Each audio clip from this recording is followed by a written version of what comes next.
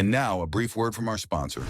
I am about to start the biggest war of this century, and I'm not going to fire a single shot. Well, if you think that got their undies in a wad, you just wait. What did the president know, and when did he know it?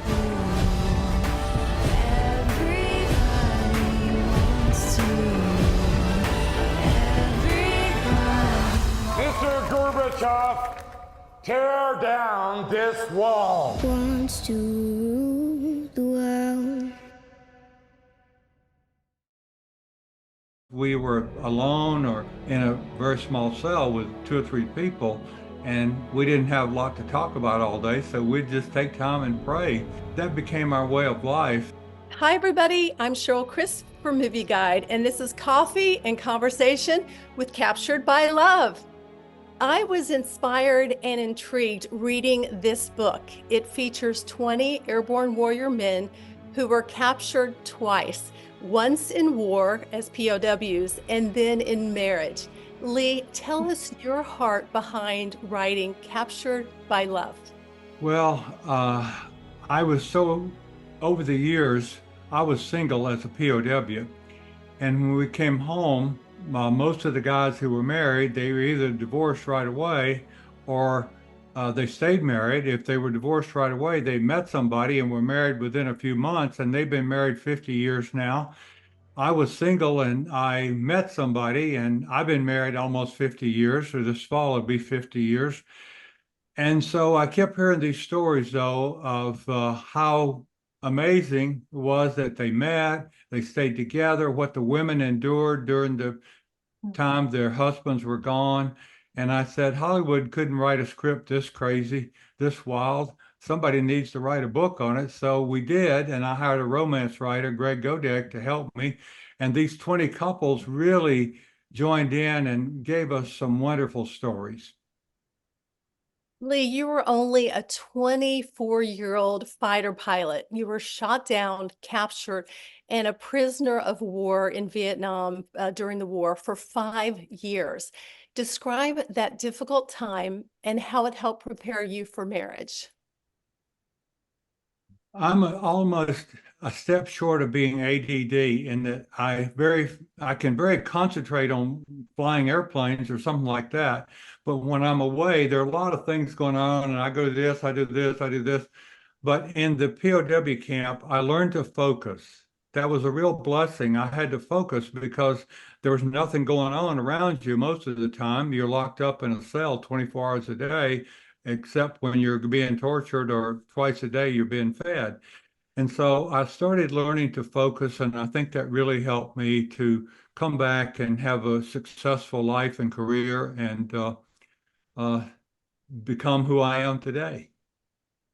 I love that behind these war stories are love stories. Mary, like he said, you two have almost been married 50 years. What characteristic traits are important when looking for a spouse? Probably a sense of humor is paramount. And the ability to laugh at yourself. And also, I think just from doing a fair amount of marriage counseling through the years, one of the things that I've learned is the importance of repair attempts. When things are haywire, to be able to go back and try again, start over, apologize, that type of thing. I think those are probably the 2 most important things. And of course, you know, having similar values and things that are important to you. There are a lot of important things. Absolutely. Sandy, what would you say is an important characteristic trait? I think for us, it was shared values. We actually met at church. We went to the same church. And also, I had been married before to a naval aviator who died in Vietnam. So I was very familiar with the Navy way of life. Dave, you were only a 25-year-old Navy pilot when you were shot down, captured, and faced extreme torture, physical and emotional abuse. Tell us about that and how it prepared you for marriage. You know, there's a lot of give and take involved in marriage. And it was the same way. I learned pretty well how to do that sitting around Hanoi with a bunch of guys who had various different opinions and backgrounds and worldviews. And so there was I just calmed down, I guess. My people would tell you that that experience made me more introspective and kind of took away my temper, which when I had hair, it was red. And I had a pretty good temper to go right along with that. But it was very much a maturing process. We're all a work in progress, right? We are a work in progress. God's not done with any of us. That's right.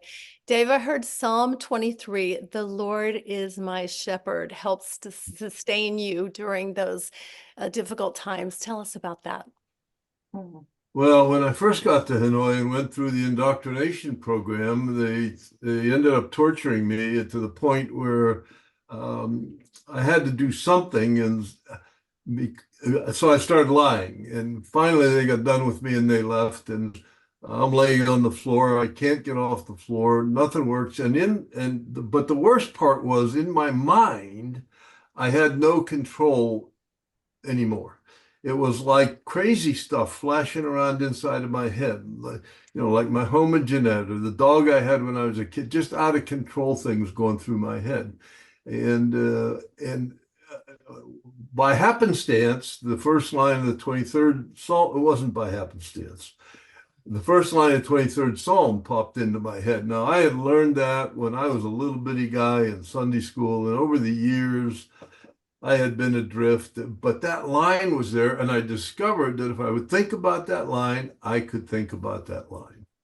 Well, my mama didn't raise any dummies. I started thinking about that line, and somehow from in the back of my head, somewhere, I dredged up the whole 23rd Psalm. And I discovered once I had done that I had control of my mind back. And I, of course, don't think that was any accident. There was the word of God planted in my head so that when I would be so desperate, it would be there. Lee, tell some stats about the book, how long some of these people were married, their ages, and how their advice really coincides with marriage experts. Well, it was interesting. I didn't talk a lot about marriage up there. I didn't actually think a lot about women up there. I didn't get into that very much. But here's what happened. After it was starting, but when there was a raid on one of the camps at Sante, I'd lived there a couple of years, and when that happened in 1970, in the fall of 69, because of pressure from the wives, and Ho Chi Minh, their founder leader died, because of pressure from the wives and families back home, they stopped the torture. And then the next year, they moved us all back to the Hanoi Hilton and put us in big cells. And now we were in the cells for 40 to 60 guys for the next couple of years. And so when you live with somebody every day, all day long, who's pretty strong personality like yours, you have to learn to live with them. And we learned to live with each other. But also we realized that we had to get healthy. We had to get over our bitterness, our shame, our guilt, our anger, all of that stuff that would be so negative. Because if we went home with a big load of that, we were going to still be in handcuffs and leg irons. And we knew that. We knew a little bit about PTSD. And so not only did that help us have come home in a healthy, emotional, mental way, but it helped us become home and ready to be in relationships and have a good attitude, continue our career. So in a way, our PTSD is lower than the combat veterans who fought 1 year on the South. And that's a document that's been written, a publication about. and we just learned to live with each other. And I think that's really helped us because most all the guys who got married right after we came home, we've been married for 50 years. And one of the stories is about, the title of it is Independent and Interdependent. And that's what we were in those cells. We had to be totally dependent on each other, but we were very interdependent. We were independent, but dependent on each other also. That really helps us. And you had to put people kind of in a place of, regardless of what this person does, if it's not illegal, immoral, or unjust, I'm going to believe in them and trust them and care about them. And that really helped us in our marriage. That's awesome. Mary and Sandy, can you give us a tip on keeping a marriage strong in good times and in bad? I think a lot of respect and patience. We have separate hobbies and we have shared hobbies together. We have a blended family, and sometimes that can be a challenge. We just have a lot of love and respect for each other, I think. I'm glad to hear that. I would definitely agree with that.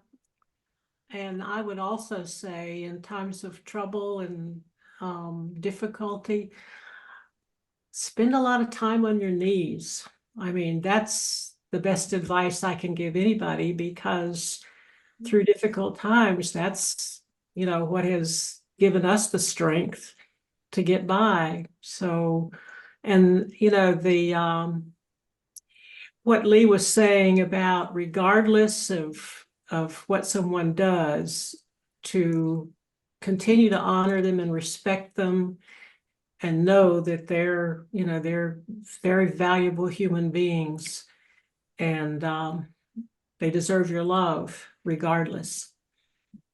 We do pray for each other every day, and our children and our grandchildren. We have a big sign in our front entryway that says, "As for me and my house, we will serve the Lord." So that's pretty much the basis of our relationship. I love that. A family that prays together stays together.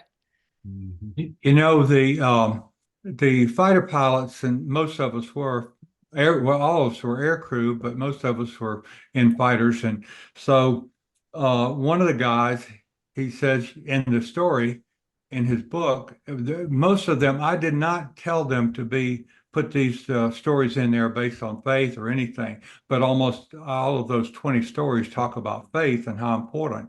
And one guy said, you know, when I was coming down in my parachute, I've been shot down over North Vietnam. I'm coming down in my parachute, and I looked up and said, Lord, I'm sorry I hadn't talked to you in a long time, but I need you now.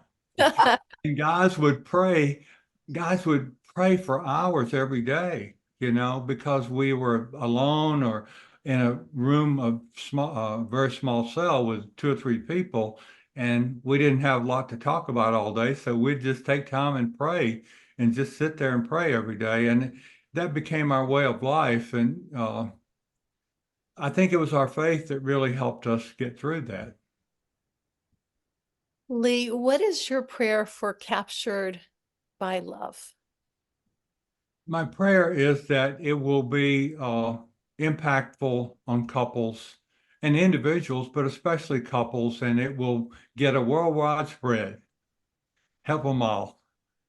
And I want to ask in closing, Dave and Lee, what would you say to this next generation about our incredible country to give them hope? I shall. We live in the greatest nation that has ever existed on the face of the earth. This is a land of freedom. This is a land of achievement. This is a land of opportunity. This is the land they're kicking the doors down trying to get in. This is the land. The problem is we are buried in what's wrong with our country. We are completely inundated by it. And it's all out of proportion. It's all out of whack. This is the country. Yeah, I think this country was founded and built on the most important things that any country has ever built on. And I think that's where we need to keep focused on is our foundation of freedom and respect for everybody and being honorable leaders and citizens. I think that's the most important thing is to be honorable and a person of character. And if we do that and tell the truth, I think if we do that, we're going to come through it.